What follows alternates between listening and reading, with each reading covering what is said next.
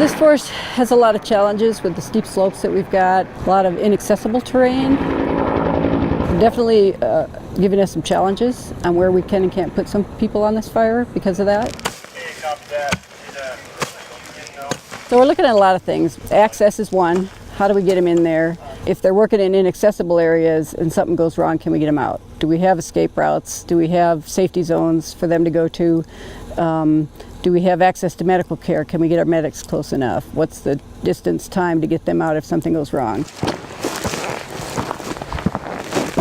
So before we go and put people in these inaccessible spots, we're analyzing all that. We're looking at the risk, trying to mitigate that with some of those things in place prior to putting them in.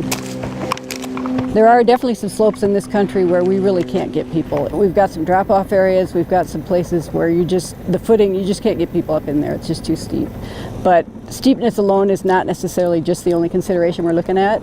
We're also looking at, where's the fire? How far are they from that fire? Can they see what's going on? Do we have time to pull them out if we need to, if something goes wrong?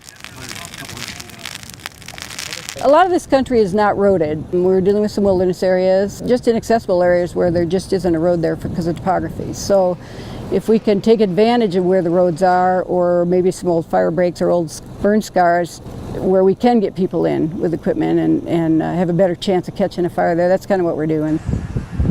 If you look at the country that we're in, the vegetation is pretty thick, pretty volatile when it actually starts burning, and that fire behavior is something we can't control.